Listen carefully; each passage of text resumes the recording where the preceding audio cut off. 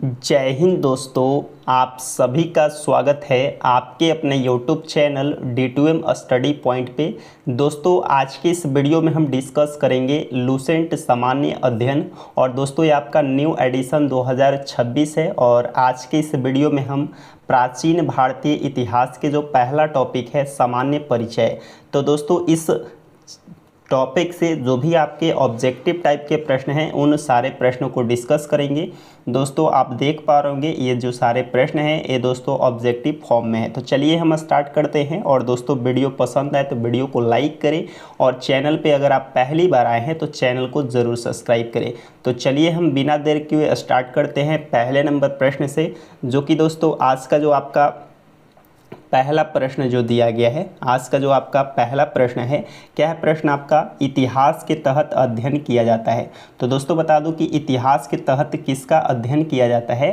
तो इतिहास के अंतर्गत दोस्तों हम अतीत का अध्ययन करते हैं। किसका अध्ययन करते हैं, तो अतीत का अध्ययन करते हैं, जो कि दोस्तों ऑप्शन नंबर जो ए हो जाएगा राइट आंसर। आगे बढ़ेंगे, अगला आपका प्रश्न संख्या जो है 2 दिया गया है।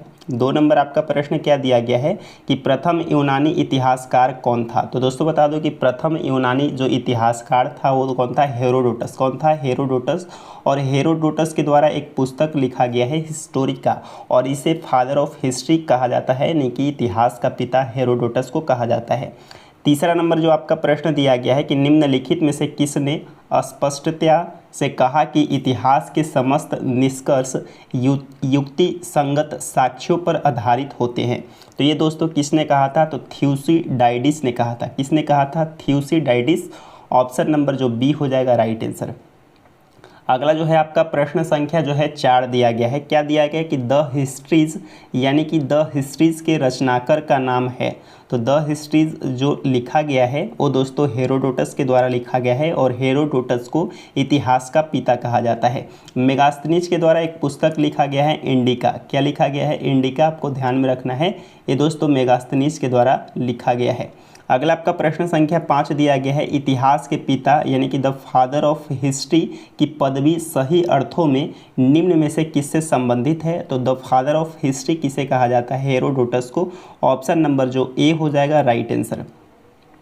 अगला आपका प्रश्न संख्या 6 दिया गया कि इतिहास अपने को दोहराता है, यह कथन किसका है।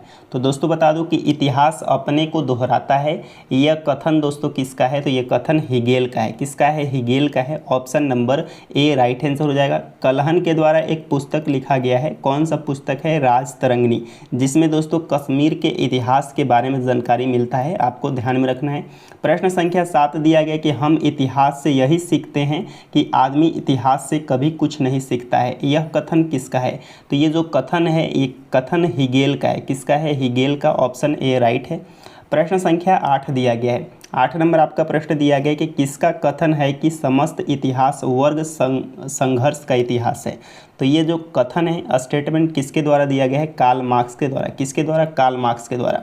प्रश्न संख्या 9 दिया गया है कि निम्नलिखित में से कौन सा इतिहास के विषय में मार्क्स के दृष्टिकोण पर संक्षिप्त वर्णन करता है। तो ये दोस्तों राइट आंसर हो जाएगा। ऑप्शन नंबर बी हो जाएगा कि इतिहास शोषक और शोषित वर्गों के बीच संघर्ष का सिलसिला है। अगला आपका 10 नंबर प्रश्न दिया गया कि निम्नलिखित में से किसने द्वंद्वात्मक भौतिकवाद के सिद्धांत का प्रतिपादन किया।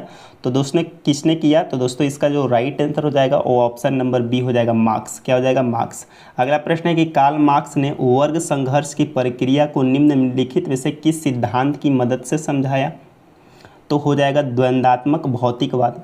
प्रश्न संख्या जो है आपका 12 दिया गया कि इतिहास विगत राजनीति है, यह किसका कथन है। तो ये कथन सीले का है। ऑप्शन नंबर सी राइट हो जाएगा। आगे बढ़ेंगे, अगला जो है आपका प्रश्न संख्या जो है 13 दिया गया है। 13 नंबर सूची 1 सूची 2 को सम्मिलित कीजिए और नीचे दिए गए कूट का सहायता से उत्तर दीजिए। तो दोस्तों इसका कौन सा राइट आंसर हो जाएगा।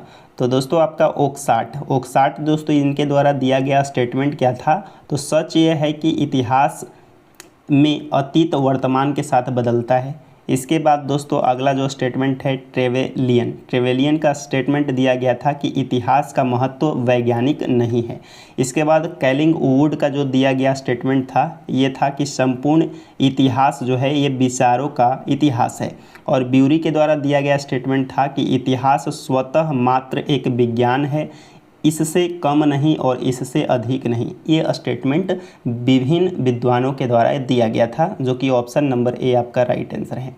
अगला आपका प्रश्न संख्या जो है आपका 14 दिया गया है कि किस इतिहास दर्शन शास्त्री ने कहा था कि समस्त इतिहास समकालीन इतिहास है।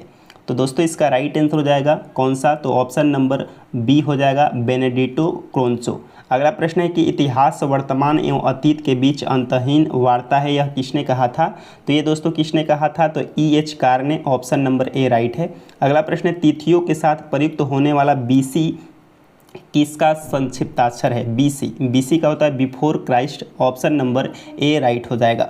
प्रश्न संख्या जो है आपका 17 दिया गया है कि तिथियों के साथ प्रयुक्त होने वाला AD का पूर्ण रूप क्या होता है, तो एनोमो डोमोनी होता है, जो कि ऑप्शन नंबर ए राइट है। अगला प्रश्न है कि वर्ष 50 ईसा पूर्व किसके पहले या बाद में आएगा। 50 ईसा पूर्व, तो ये दोस्तों किसके बाद आएगा, तो आपको 150 ईसा पूर्व के बाद आता है, ऑप्शन नंबर बी राइट है।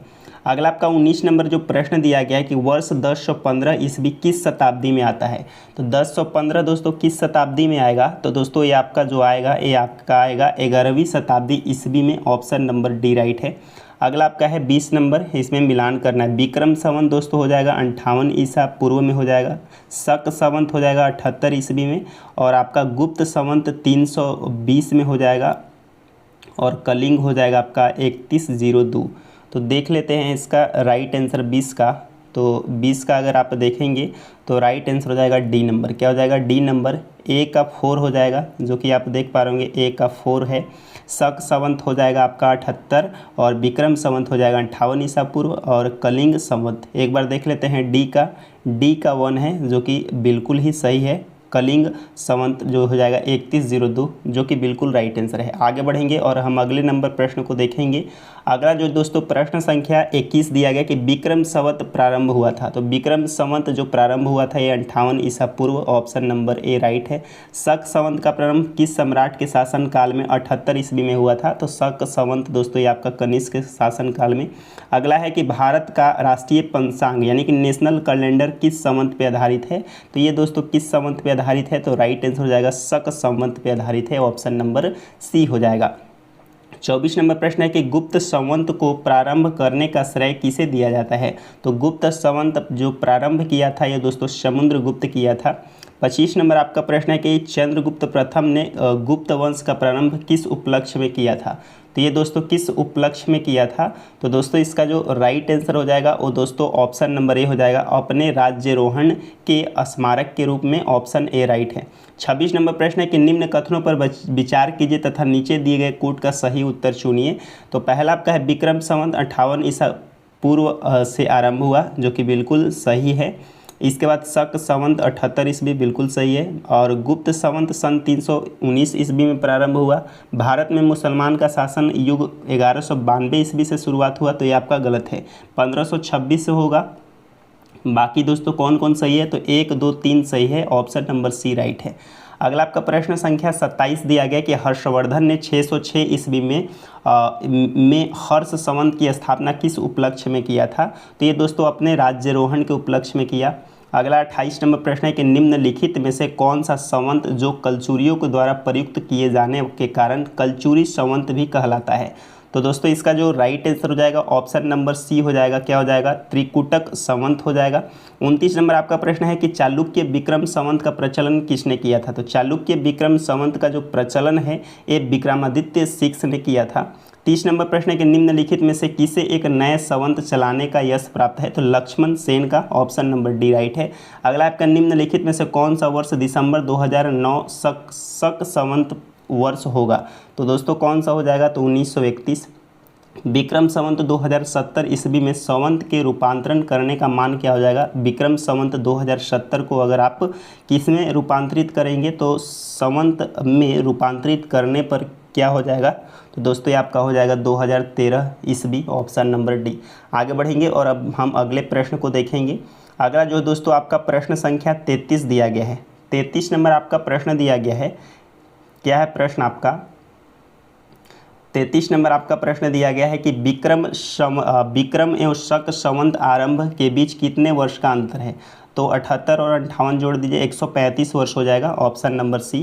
पुलकेशिन प्रथम का बादामी शिलालेख शक संवत 465 दिनांकित है। यदि इसे विक्रम संवत में दिनांकित करना हो तो वर्ष होगा। तो दोस्तों कितना हो जाएगा? तो दोस्तों इसका राइट आंसर हो जाएगा ऑप्शन नंबर आपका ए हो जाएगा 600। क्या हो जाएगा? 600। अगला प्रश्न है, राजस्थान सरकार के कैलेंडर में विक्रम संवत 2063 लिखा हुआ है, तो ये साके यानी कि शक संवत क्या होगा? तो शक संवत में दोस्तों कितना हो जाएगा? 1928। अगला प्रश्न है, पुरातत्व में स्तर विन्यास यानी कि निम्नलिखित में से किसको समझने के लिए प्रयुक्त की जाती है? तो दोस्तों इसका जो राइट आंसर हो जाएगा वो दोस्तों हो जाएगा भौतिक अवशेष के क्रमिक निक्षेप। अगला 37 नंबर प्रश्न है कि कार्बन 14 तिथि निर्धारण पद्धति का विकास किसने किया? तो ये दोस्तों किया था बिलियर्ड लिब्बी, ऑप्शन नंबर डी। 38 नंबर प्रश्न है कि काष्ठ, अस्थि और शंख के पुरातत्वीय नमूने का काल निर्धारण करने के लिए निम्नलिखित में से कौन अपनाया गया है? तो दोस्तों काल निर्धारण के लिए कार्बन 14 अपनाया जाता है, ऑप्शन नंबर ए राइट है। 39 नंबर प्रश्न है, कार्बन डेटिंग निम्न की आयु निर्धारण के लिए प्रयुक्त किया जाता है? तो जीवाश्म की आयु निर्धारण के लिए ऑप्शन नंबर ए राइट है। अगला प्रश्न है कि प्रागैतिहास का अंत एवं इतिहास का आरंभ तब माना जाता है? तो जब लोगों ने लिखना प्रारंभ किया, यानी कि ऑप्शन नंबर सी राइट हो जाएगा। 41 नंबर प्रश्न है कि भारत के संदर्भ में ऐतिहासिक काल यानी कि हिस्टोरिक पीरियड का आरंभ कब से माना जाता है? तो दोस्तों कब से माना जाता है? तो 600 ईसा पूर्व से। 42 नंबर आपका प्रश्न दिया गया कि सिंधु सभ्यता को आदि ऐतिहासिक सभ्यता कहा जाता है क्योंकि इसमें प्रमाण मिला है। तो किसका प्रमाण मिला है? तो लेखन कला का प्रमाण मिला है, इसलिए इसे आदि ऐतिहासिक काल कहा गया है, लेकिन लेख को पढ़ा नहीं गया है, ये ध्यान में रखना है।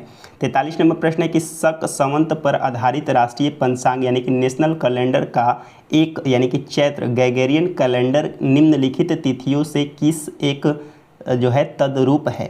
तो दोस्तों क्या हो जाएगा? 22 मार्च और 21 मार्च कौन सा ऑप्शन में दिया गया है? तो ऑप्शन नंबर ए आपका बिल्कुल राइट आंसर है। 44 नंबर आपका प्रश्न है कि किसने इतिहास के प्राचीन, मध्यकालीन और आधुनिक तीनों भागों में बांटकर देखने का रिवाज चलाया था? तो ये चलाया है दोस्तों सेलियरस, क्रिस्टोफ सेलियरस के द्वारा इतिहास के अध्ययन की सुविधा के लिए इसे 3 भागों में बांटा गया है, प्राचीन भारत, मध्यकालीन भारत और आधुनिक भारत। अगला 45 नंबर प्रश्न है कि निम्नलिखित में से किसने गुप्त संवत के प्रारंभ निर्धारण के संबंध में महत्वपूर्ण सूचना दी है? तो ये दोस्तों दिया है अल-बरूनी। क्या हो जाएगा? Al-Biruni, option number D right है। तो दोस्तों ये आपका टोटल जो है 45 प्रश्न थे, जो कि 45 प्रश्न कंप्लीट हुए। अगले वीडियो में दोस्तों हम अगले टॉपिक को डिस्कस करेंगे। दोस्तों अगर आप सभी को वीडियो पसंद आया हो तो दोस्तों वीडियो को ज़रूर लाइक करें और चैनल पर अगर आप पहली बार आए हैं तो चैनल को ज़रूर सब्सक्राइब करें। धन्यवाद।